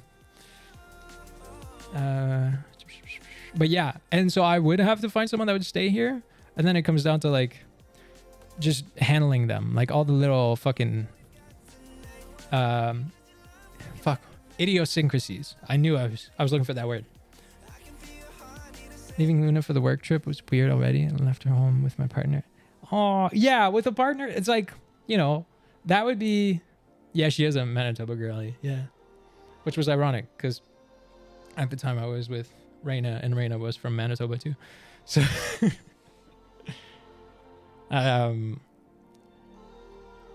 because Winnipeg is in Manitoba, right? I think so. Yeah, she is. But it's funny, yeah. Every time it snows, luckily it snowed once this year and it didn't actually stick on the ground. But last year, when it snowed last winter and stayed on the ground, Mocha's first reaction to snow was like she was reliving snow. She was like, and then 5 minutes after, she was chill and she was excited with the like different ground. But the first 5 minutes, I was like, oh, girlie just relived some trauma. I felt so bad. Apparently, my brother bought her off Craigslist. Aww. I think she would wait the time that which I would appreciate. Didn't know about her till I came home from uni. I only know because of my bestie, aka Donna. Yeah. Oh, is Donna also Manitoba? That's interesting. Yeah. So I'm fucked in terms of seeing my family. I also want to go meet Chris's baby. My best friend Chris. He's got a kid. Kid's been alive for a while now. I get videos and pictures, but he doesn't know who his uncle is. Kid doesn't know about me. I mean, he doesn't know about much at that age, but he needs to know who Uncle Seb is. I don't like kids, but like my best friend's kid is a different deal. You know, I gotta meet this kid. So I miss my family, and I miss my best friend, and I want to meet his kid, obviously. But that means leaving them, and they're my kids. How am I supposed to do that? So that's the part where I'm like, man, codependency. How does this shit work? How? Like, I don't know what the healthy level of that is. I would have to feel secure about who was here, which doesn't help that I'm such a, is it recluse? Is that the word? Like, I'm really isolated from everyone. I don't know people here, or I do know people, but I don't have like friends here anymore. I did. Yeah, I don't like all kids. Just, yeah, I hate most kids. Well, I don't hate them. I just dislike when I can't. Gotta give them some freedom. They're young teens. They're actually adults. Well, Mocha's an adult. Muffin's about to be an adult. But like, it's not a question of freedom. Because it's not like they'd be happy. They wouldn't be like a teen when your parents leave for the night and you're like, let's go. We're gonna watch movies, have popcorn, whatever the fuck, have a party.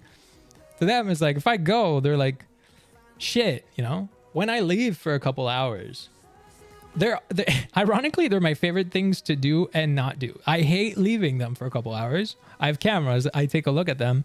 First, they fight for a bit, and then they just sleep at the door. They're not crying at the door. They're not stressed at the door. They just actually do. The way I know the sleep at the door is okay is that they do a slow breathing. Like, I can see that they're not panting. They're really just resting. So it's nice. And the best part is when I come back, they are the most chill. Like, they get so stressed by me being gone that they're so happy when I come back. Not in a overexcited way, but the rest of the night is usually like, oh, we're in peace now. You guys got tired emotionally today. So it's like, I hate it because I know it's bad during, but after the fact, I'm like, yeah, that was kind of nice. Maybe I should leave you more. Oh, not this fucking song. It's the Give Me Head song.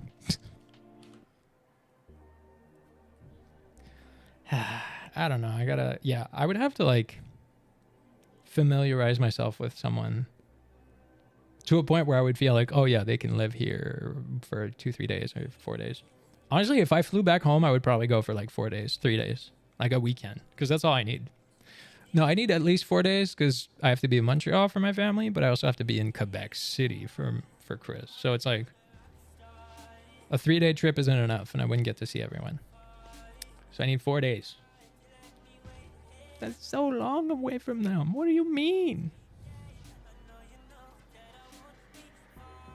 I do need friends, but I was always alone.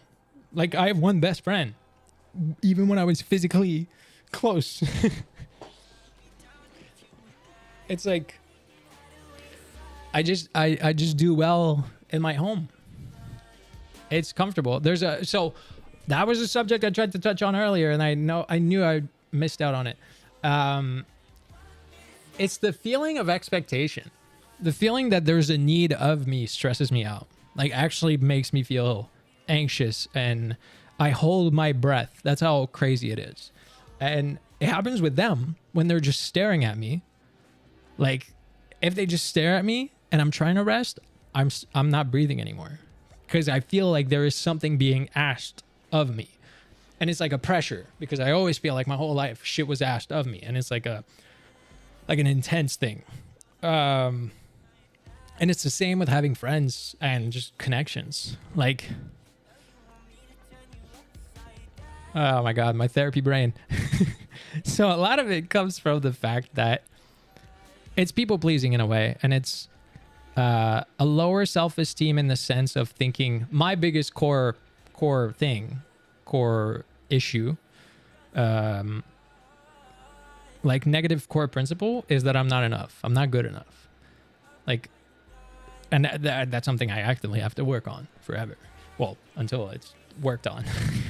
And so that's why it feels like there's a lot asked of me, because I always think just me isn't enough. So I have to I have to do more. I have to give more, offer more, be more. It's hard to just show up as myself. So there's always so much pressure about showing up. So usually I just stay home, because that's nice. Nothing is asked of me, except when they fucking stare at me. But other than them, nothing is asked of me. And that's one of my things, and that's one of the things where I have an issue. Because on one end, I can just ignore all the needs of me, but that's bad. But also have these beliefs, thought patterns. Because I don't know, like, I get it, yeah. Because I feel like that's also a pressure I put on myself at times. Because I'm like, you're supposed to have your shit together. How can you be doing all that when you don't? Like, I do feel that's been a problem with some of my content in the past, right? I felt like I couldn't make videos because I'm like, I have no control over what's happening in my mind right now. How can I make a video about how to handle your mind? Like, it's conflicting in a way. And I think, like, one of the ways I can convince myself, and especially when others state it too, is like, where instead of the content being a teaching situation, it's a relatable situation. I like that the most. Like, when it's sharing my experience, discoveries, thoughts, and then someone can just go, oh shit, I'm not alone. I think that's where I have the least pressure, because I feel seen too. And I feel like I'm helping people see themselves, which is great, because there's a lot of shit. Like, I keep saying, I just learned this about my own mind, and then I'm sharing it, and someone's like, oh, I also have that. And I'm like, see, and maybe you didn't know. Great. That's good. But there's a pressure that I put on myself with the whole content thing of like, but I'm supposed to teach you. And that's where I can call my own bullshit, because I'm like, how can I teach you? How can I? I'm learning. I'm barely having a grip on shit. So it is interesting to be both of those things. Also, to look back at the years, like today being my sixth year anniversary, which is fucking insane. To look back in the early years where I felt much more like I was in a place to teach, which is odd, because as time went, the more it goes, the more I was like, I'm not in a position to fucking teach. Instead of the reverse of like starting to feel more and more confident about the thing, I'm like, it's interesting to even look back and know the mindset I had about sharing that information. But that's also what's made it hard against myself, because I have this like, yeah, the more I things unravel in my mind or in my life, the more it feels like either I'm a fraud for sharing it, or there's a lot of the difficult thoughts Damn, that's perfect. I don't know what I said that was perfect. Oh, the whole like sharing thing. Yeah. Sharing my experience and how I navigate it and what I find. Yeah. That's kind of why the irony is like vlogging doesn't really work now. But that's why my approach was like, I like the videos that are just someone talking about their day or their weekly discovery. Like it was a big trend 2 years ago on YouTube, and like that's what I've been trying to do too. Like Sam Sulek was doing that with the gym stuff, and that's what blew up a lot. It was unedited content, just sharing, and it connected with people. There's this guy that's on a farm that does the same type of stuff, and he's also really massive for that. And that's kind of my approach. On one end, I'm like, but people don't give a shit. Like, how do I convince someone to give a shit? And by that, I mean, like, you technically give a shit if you have value. But it's hard to hook someone if they don't know the value I have. So there's a side of sharing this thing that makes me go, but I need to come off with value. Otherwise, why would someone watch? Why would someone that hasn't watched me before watch? How would someone know that there's something for them in there? You know? It's like a whole difficult thing. But I say all these things. I'm happy to share all that. Like at its core, that's all that it is. It's always just been like, I just learned this and I want to share it. I'm literally the person where like, if tomorrow I knew the secret to winning the lotto, I would share it. I would win the lotto to confirm it. And then once I did, I would share it. I would be like, do this, everyone. I won the lotto doing this. You too, go. That's how I am. I don't give a shit about keeping a secret. Like, oh, I learned how to handle this. I'm gonna share it. Also sounds like a journey of self-discovery, being late diagnosed. It's potentially definitely part of that too. Do you mean like the like unlearning things, or not the unlearning, but the unraveling of the depth of like of shit, of knowing how bad, not how bad, but how much, I don't know, how much more work there is, or because I do feel like the late diagnosis was fuck this song, Jesus Christ. The late diagnoses definitely had an impact in the sense of I had so much of my life negatively built because, you know, I grew up thinking I was lazy, not I had executive dysfunction, which is a very different thing. So there's a lot of unlearning all that. Like, sadly, a lot of all the negative self-talk I have wouldn't be as prevalent if I had known about ADHD, if I had been diagnosed my whole life. Because I would have known. When people told me these negative things back then, I would have known why. I would have known the real source. But instead, I believed them. I was lazy. All the other things that people used to tell me. I was selfish. I didn't give a shit. And it was like a lot of, yeah. Raw, unfiltered connection. I've learned this here is what I know. And then instead of some curated perfectionist influencer crap, people can relate. Yeah. It's just hard to hook like that. Like, I know that. And that's all I want to do. That's where I struggle. I'm like, I don't want to focus on a hook. Every time I see a video that's like, you got to hook people within 5 seconds. I'm like, fuck off. Fuck off. On TikTok, I get it. It's easy to scroll away. I scroll if someone doesn't fucking hook me, but not like the fake hooks. They need to hook me with my type of value. That's usually how that works. But yeah, that's why last night I had the inspiration to make a TikTok. I didn't make it because it was 11, but that inspiration was literally that. The anime episode I watched hit me with one thing I felt I needed to be told. Like, I really needed someone to say that to me. Obviously, no one said it to me. I just watched it. But then from that moment, I was like, this is the type of video that someone else could also... There's videos that I made, like the 4-second meditation that I made a long time ago, right? There's videos that I've made that I know would literally stop someone's breath. Like, as they scroll, it makes you go... And that one is one of those, just like the 4-second meditation was one of those. And I knew it before I posted it. And I've done that with a bunch of other... like, all my major videos, I usually knew that hook was a breath hold moment. Like a... Wow. And then like... And the one I thought yesterday. I might make it at some point, but now I'm putting so much pressure on it that maybe I'll never make it. Don't share my secrets, like my plan to take over the world. No, because I'll just share it. Everyone can take over the world if you know it. If I know it, everyone can. Also, okay. unmasking and grieving the version of you it could have been. Oh yeah, yeah. With unmasking comes some degree of skill regression. Yes, yeah. Had that yesterday too, but from CNN article. Whoa. Hi. Being relatable is also popular. Yeah. Whispers, snitch. Hey, it's not a snitch. I'm Robin Hood in this bitch. Hey, everyone can get rich. Fuck it. That's why I don't do well in the irony of the business I'm in, whether it's content creation or acting. It's like, it is the type of business where you have to be hungry, and I'm not. I eat, you eat. That's how I grew up. That's how I am. Happy content-versary. Thank you. Wow, Annie. That's a crazy move.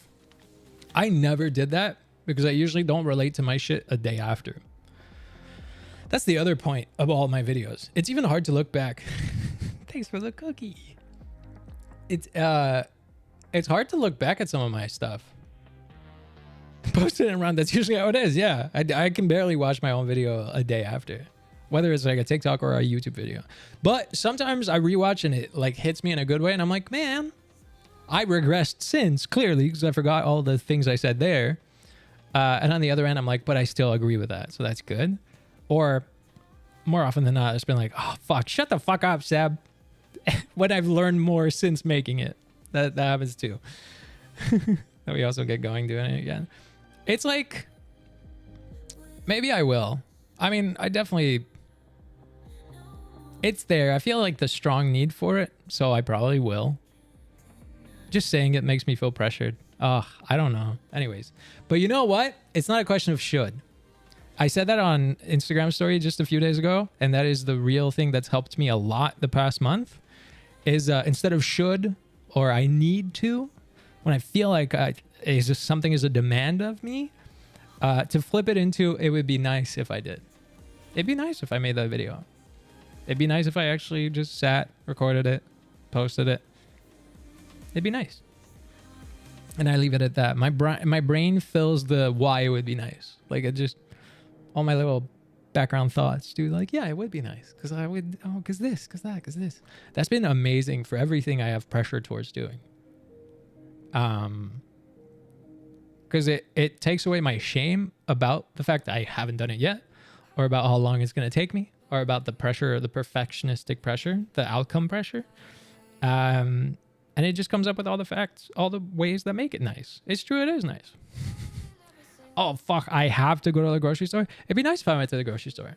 And then I'm thinking, not because my fridge is empty. Like, I have to go to the grocery store, my fridge is empty. Wow, shame. You don't even have food to feed yourself. And it'd be nice if I went to the grocery store yeah, because I could buy shit I want to eat. I could buy these nice things. I could buy food that I'm excited to eat. I could buy some snacks. It's like so interesting how that one shifts. And that's from Feeling Good, from the book. I always cross post to Instagram for the videos like that, at least. Actually, Facebook directly reached out to me. And it was, interestingly enough, when Facebook, so I think they're trying to push for the Reels on Facebook. And I'm like, hey, they reached out about like literally reposting, like for me to create an account and repost my TikTok and build on there and like an opportunity. And it's interesting because when you're reached out by an official Facebook person, they literally send you a link to an article on Meta's website saying you have been reached out to by this official person.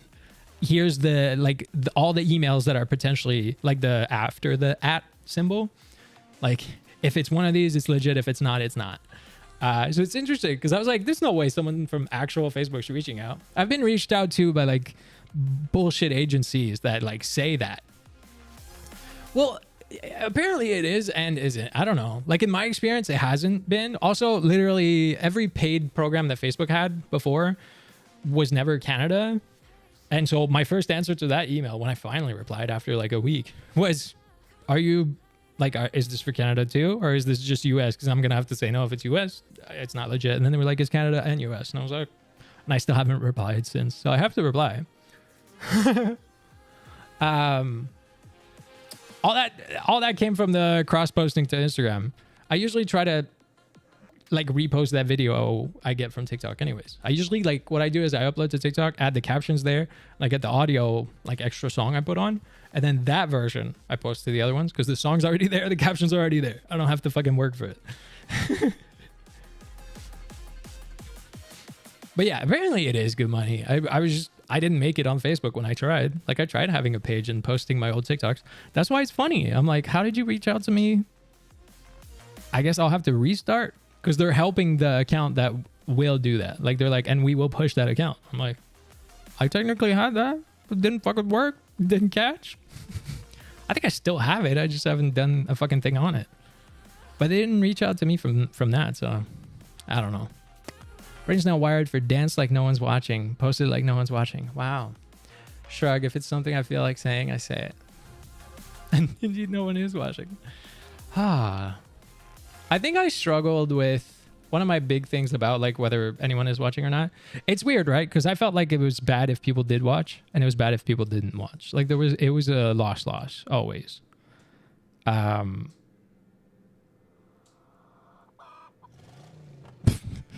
Oh, that song. I was like, what the fuck was that? Fuck. There was more to that thought. It's like no one's watching. Posted like no one's watching.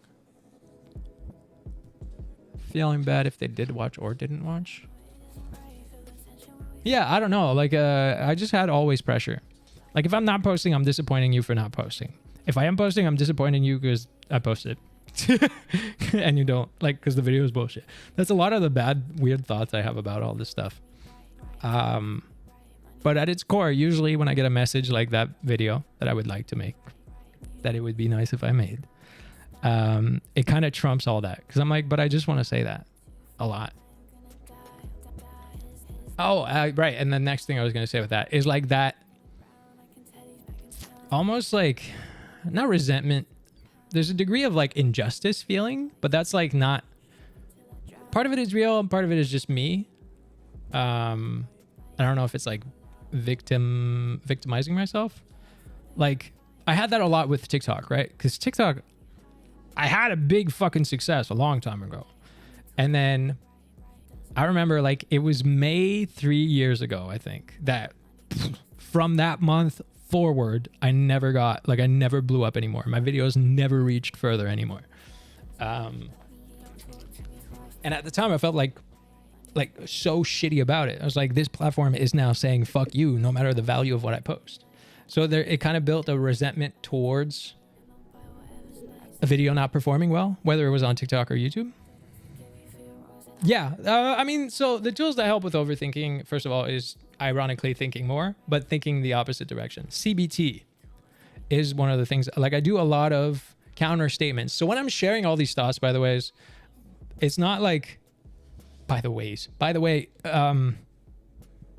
it's not like I'm like only in the pit, like in the dark pit. I share these thoughts. The fact that I can say them out loud means I have a conscious awareness of them as well. So that means I'm like actively countering. Because otherwise I wouldn't tell you. And I haven't. I've gone quiet for a lot of the bad thoughts I had for a long time, you know?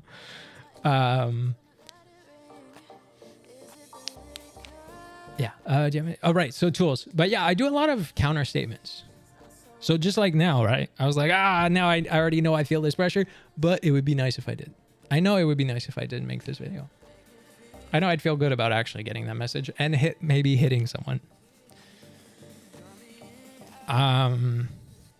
So a lot of it is that like counter statements is one of the most important things I do. Every time there's shame for anything, like, I don't know, like I'm a bad dog owner, or the dogs don't like me. Instantly I can counter it by like, no, these dogs love me. That's why they're by my side every given moment. I can't rotate my chair enough to show Muffin's right there. And Mocha's still at my feet.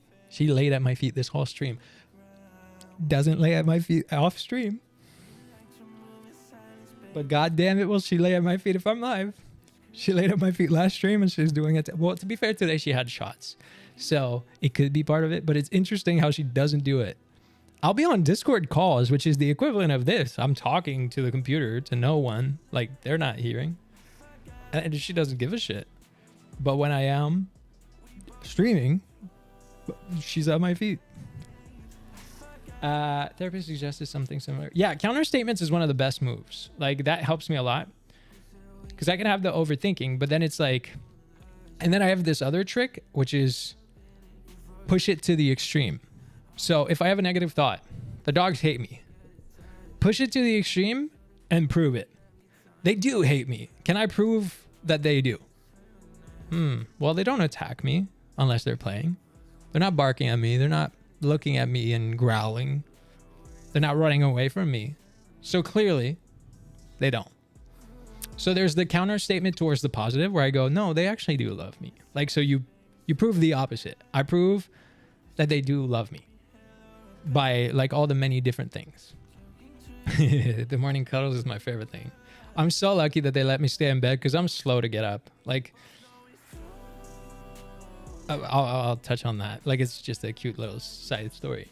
But yeah, like that's my 2 tricks. You counter the argument. You counter the thing you're saying with, is what I'm saying really true? And then you find the opposite. Do they hate me? No, they don't. Here's all the things that prove they don't.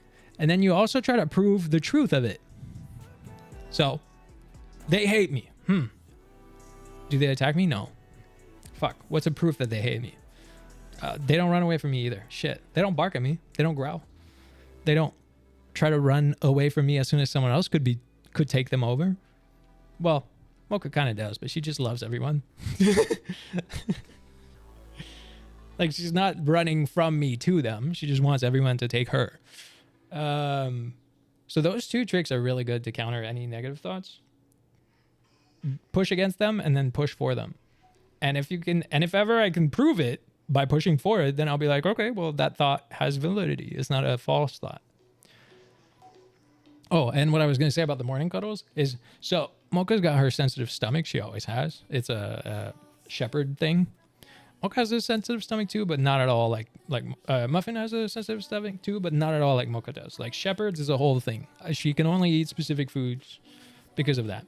And she has like pretty strong acid reflux. And in the morning, because it's been so long since her last meal, if I don't give her something to eat, she will throw up bile. She'll just throw up bile, just a yellow foam. And it's a common thing from acid reflux because there's just her stomach acid hurts without having any food in there. So usually she'll wake me up. She's my alarm in the morning. She wakes me up around 7:30, 8 a.m. She's whining.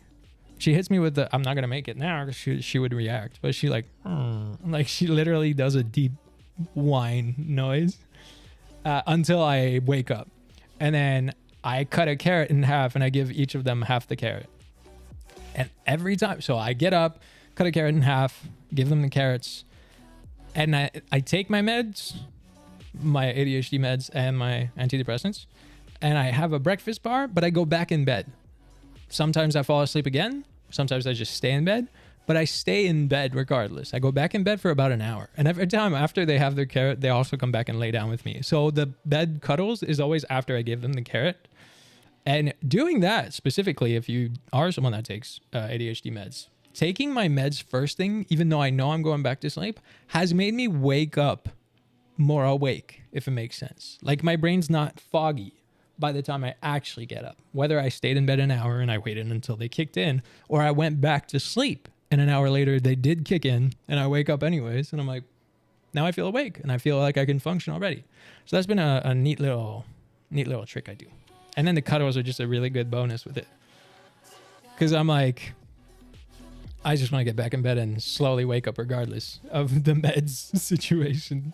So I'm lucky that Mocha usually tries to bring a toy my way. And I'm usually like, fuck off. Because if she brings a toy, Muffin gets jealous and then the whole cycle starts. And I'm like, I just want to chill in this fucking bed. Relax. But I am lucky, yeah. Those 2 tricks work with the overthinking.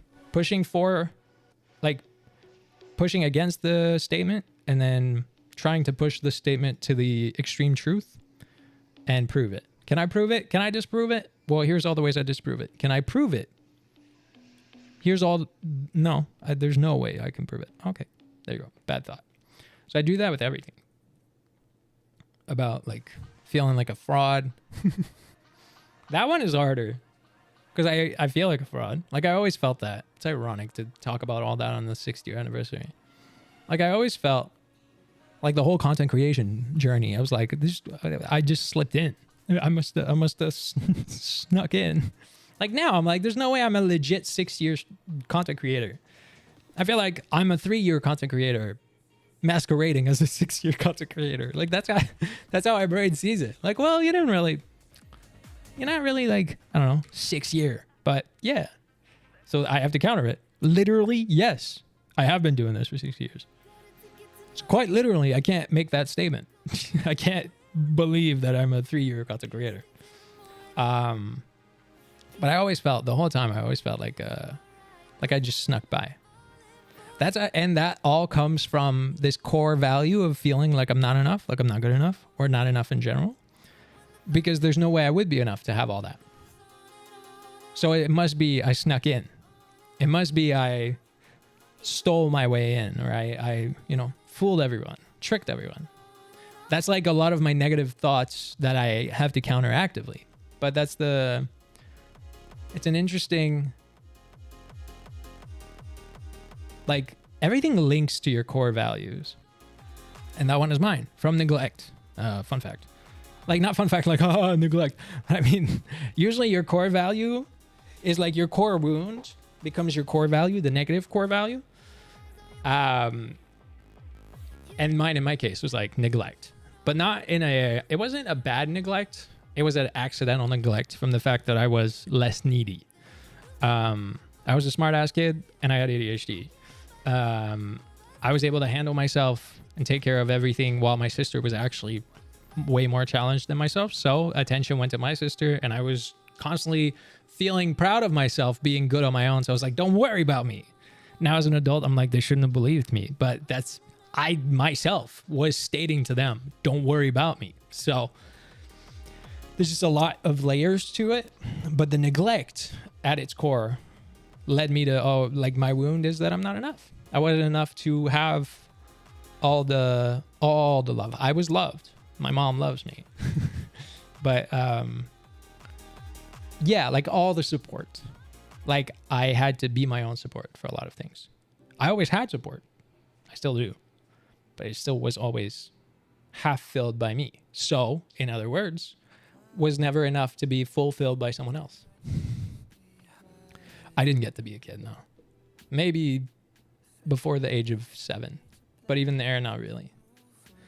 But I don't remember those years.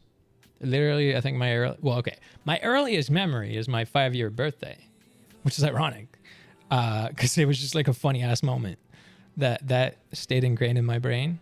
And other than that, and like very vague flashbacks, after that, like my closest memories would be like 7 years old, 8 years old, something like that.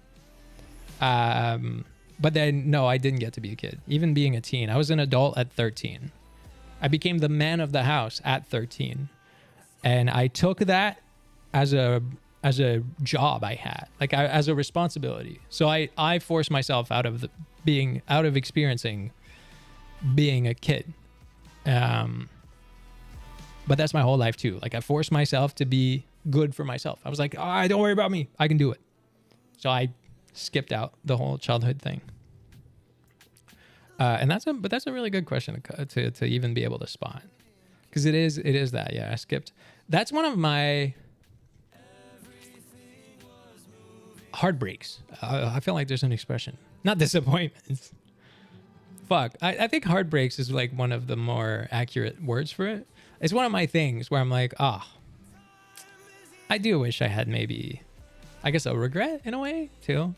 I do wish I had been a child, been a teen, didn't try to be so mature ahead of my years. But, my life is my life, and that's the way I fucking turned out into this. So I turned out all right. The thing is, I can be aware of all the pain I had to go through, all the challenges I had to go through. I'm really happy with who I am. Am I happy with the like messy parts? No. Like, I would like for those messy parts to be gone, but I am happy with me. I do like who I am. It's also interesting because I learned to love who I am for myself. But the second it comes down to someone else, I'm like, there's clearly no way someone could like me. Which is like, I see all the beautiful things about myself. I'm like, man, I love this about myself. I love this. I love that. I really learned to fill my own need of seeing my value and like appraising myself. Like actually learning. I don't hate myself most times. But when it comes to someone else, as soon as someone else is involved, that's when I'm like, clearly now I have zero value. No one could like me. While at the same time knowing how much I can like myself. But it's from that not being enough thing. I like myself. I like 100% of myself because 100% of myself is good to me. Like I like the whole me, even the messy fucking things, especially when I realized that it turned me into this. But as soon as I consider anyone else, then I think of all the ways I must be a strain on them instead of just being great. Usually it's the opposite. People think low of themselves. Yeah, no. I think it's the other way around. I did hate myself for a long time, to be fair. Like that's like the journey I had. A lot of my upbringing was hating myself up until like very recently. Like up until even during this whole content creation thing, I've had phases of just seeing no value in myself and hating myself. But no, I would say that's not true. I really learned to just, I don't know if it's from being introverted as well. Like I just learned, like it's true. I can like me, you know? It's easier to be everything for yourself. Yes. Especially if you have vulnerability and intimacy issues. Yes. I don't struggle being vulnerable because I hate faking. So I'm kind of lucky there, as much as a lot of people can't handle that level of vulnerable either. So I still have to mask a little bit, but intimacy issues I definitely have. The believing that someone could value me as much as I see value in myself, obviously, as I shared, is not, that's hard for my brain to believe. It's without the judgment of others. But yeah, I hated myself for a long time. I think that's why I learned. See, a thought I had. If I don't learn to love myself, already no one else does. I'm fucked if I don't learn to do it myself. No one else will. It's the same as the neglect thing, right? No one else was going to take care of me the 100% they should have. So I had to do it. I had to take care of me because, well, that was the one person that can do it. And if I was going against it, if I'm going out of my way to hate myself, then I'm literally making shit worse on myself. And that's my fault. Why would I? So I'm lucky there that my brain had this realization. I say my brain as if it's a different entity. I had this realization some years ago, like a long time ago. And then I have to learn to believe that others could also see all those things. Literally, right? It's going to be weird to say to you. One of my like messed up thoughts has always, I know it's not true and I try to actively counter it all the time. But the thought that shows up a lot, right, is that one, no one could like this content. No one could like the value of whatever the fuck I put out. Everyone probably hates it. And then when people have proven, like literally so many of you have hung out here for a long time, for a fucking long time. And there's a part of my brain that goes, yeah, but they must be confused. Like I know in the aftermath of that thought that I can counter that and be like, well, that's kind of weird. Like, I don't think everyone is confused. Like some people probably just like this. But my brain has this dark thought of, everyone must be like liking this from being in a confused place. They must be thinking I'm something I'm not, or that they're gaining a value they're not. Like, but that's not the truth. I'm sharing like the actual, the thought that's usually haunting me. And then I always try to counter it. Stockholm syndrome? Wait, how? How's that Stockholm syndrome? I did have that. I did have Stockholm in my relationship. Kidnapped us all? Oh, that's what I hope not. But somehow that is that, right? I always thought, oh, I just tricked them. That's why they're confused. That's why they like this. I must have tricked them. I must have been so fake that I tricked them into seeing value in this. And then I have to somehow counter those statements every time. The one thing is like, it's ironic because I don't have a hard time questioning my own abilities, right? I can be like, like I'll question my value. So I can question my level of skill to trick that many people. Because I could be like, am I really good enough to trick so many people? And then because I have these negative thoughts about myself, that one works in my favor. So I'm like, there's no way I could trick people like that. So sometimes the level of self-negative thoughts works in a good way. Yeah. It's been an interesting journey. I like this chat, by the way. This has been a really lovely time. I opened the Tetris website so long ago, and I've just been loving this subject. Just love my recognizing that my weird is not the only weird on the planet. Yeah, you cannot trick me. It is one of the ways I have to convince myself. There's no way I could have, which is ironic because I can easily back up that thought. Right, there is no way I could have. I'm not that good. It's the balance of thoughts that I can have, whether they're good or bad. But that is one of the fears I've had a lot with content creation and everything I made. Everyone must have been confused. That's probably why they come back. That's probably why people sub to this. And then at least I can counter that in one obvious way. And then the rest, that's the beauty of content that I still like, because those are all moments where I can go, I did have value. I know where someone could have gotten value here. And then when I watch a video I really don't agree with, that's when I'm like, these people must be confused. But then again, at that moment, I believed it. So with some friends last month that there are people like my oddball self. Fuck yeah. Yeah. I had this situation where I decided to mask. And that was a heartbreak in itself. So I was fully unmasked in this guild I'm in for the game I play. And I was fully unmasked because I just unmasked. I did that a long time ago. And I kind of just have been yeah, life is way better that way. I hate faking it. And I have way more fun being me, not filtered. But then some people took it poorly.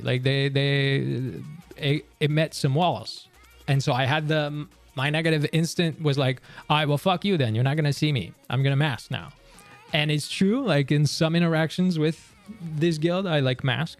And I'm yeah, I'm just going to cut it off. But there's still people I'm unmasked with. So that's it's the same. For saying someone likes your oddball self, it's instead of thinking, wow, I'm bad and people can't like my real me, I just don't like anyone that doesn't like the real me. I'm oh, fuck you then.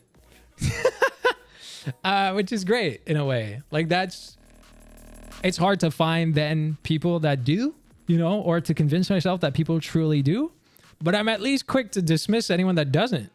Oh, you don't like the real me? Well, okay. I don't give a shit. Click some other shit. Bye. Anytime, so I've done that here too, not to you, but anytime someone was showing up here with negative intent, whether they were trying to troll shit or just leave negative comments and shit, and I was always okay, you can go somewhere else. It's great to me when someone doesn't agree with me because it's so easy to dismiss. I can choose to not show you who I am. That's one way. If I'm forced to interact with someone after I know they don't like the unmasked me, then I'm you're about to see the coldest, shittiest version of me. Sorry. If you thought I sucked before, you're about to not get anything more out of it. And if I don't have to interact with those people, I'm bye. Bye. I like me, so you don't like it? Fuck off.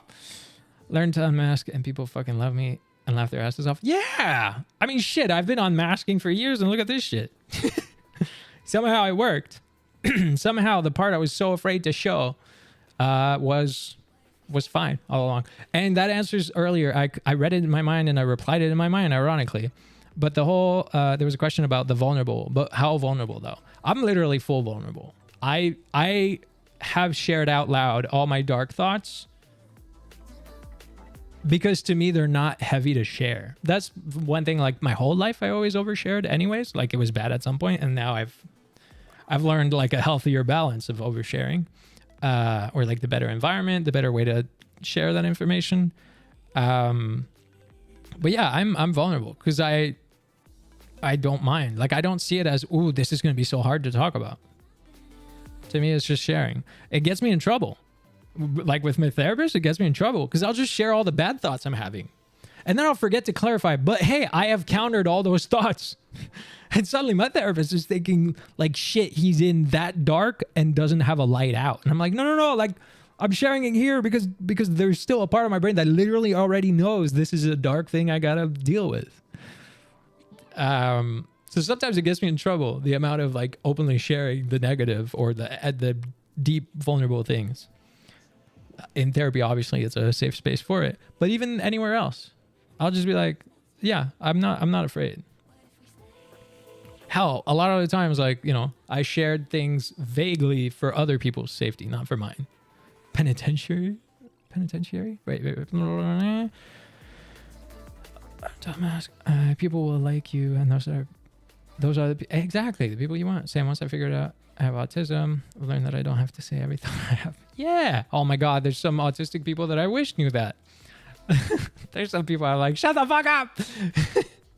They're not just autistic. It's not a question of autism. There's definitely people I'm like, I don't need to know your thoughts. Thank you very much. But I usually call them just extroverted, not autistic. There's just some extroverted people that just will say, I say everything out loud on stream. But I will have silent thoughts, you know? Okay. See, I have levels. I can share some vulnerable things, but some things are locked up. I mean, usually, so I have some things locked up, but they're locked up from me too. Like, once I have put words to a thing, once I have made sense of a thing, I can say it. If I'm aware of the thing, I can say it. The challenge is finding those things. There's a lot of stuff that's like deep and dark and hidden inside. Or what happens a lot is I learned it at some point, I acknowledged it at some point, and then I forgot. And then it comes back later, dark again, because I forgot the fucking lesson. That's where I blame ADHD for being like worse on my trauma and bad history, because I'll learn something and then I'll forget it. 3 years later, I'll be dealing with that problem so bad, and then I'm like, fuck, and then I'll find a solution, or Annie will make a video or send my own video to myself, and it's like, hey, you said exactly those words 3 years ago. And I'm like, fuck, I knew this shit. Why did I forget it? Happens all the time. Lori with the 9 months. Ow. Hey, you don't need to bend my knee backwards, you fuck. Can we stop bending my limbs? Why do you have to hurt me? Muffin's trying to squish her way into my... Hi. Why do you have to hurt me? It's not very nice. It's not a very nice thing. She is due for a walk, actually. I usually walk them at 3:30. Hi. You want to give it ASMR?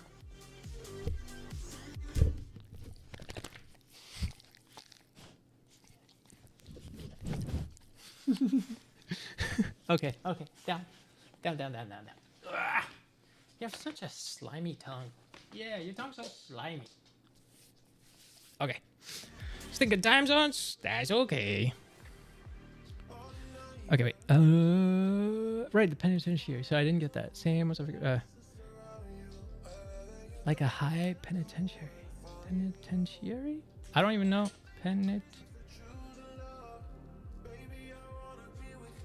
Oh, you spelled it right the first time. I read that you spelled it wrong, and I was like, no, it's written the same way both times. Am I misreading? I think I shared on social yesterday. It was locked up. I didn't even talk to my therapist about it because the police were involved. Wow, but now it's out there. I'm so glad I was able to catch. Yeah, I really need to get to bed. Yeah, I'm gonna hop off anyways. I'm being told off because Muffins was the first walk this morning, so she gets to be the first walk now. Because I can tell she needs it. It was a few hours ago, and we're about 15 minutes after I normally walk them. So I will end stream, but this has been honestly a really lovely chat. I will be back on Saturday. OBS isn't broken, and I'm really trying to get back on track with everything. So Saturday at either 12:30 or between 12:30 and 1:30 p.m. PST. I should be live, and we will play Cairn. I'm gonna say it now so I don't feel guilty about doing it on the day. Boom. Thanks a bunch for stopping by today. That was great. This was also a very... Not Karen. Fuck, I forget. I even asked how to pronounce it the other day. Cairn. I don't know how to say it. Okay? Spelled it out the first time. I was like, what the fuck? Gotcha. For real, thanks so much for the hangout. This was a very lovely real talk. It's always great. I love that. Thanks so much for hanging out. I am glad that I could bring any value to you over the past 6 years, and that you weren't so confused. Okay, that's enough for me now. Bye bye.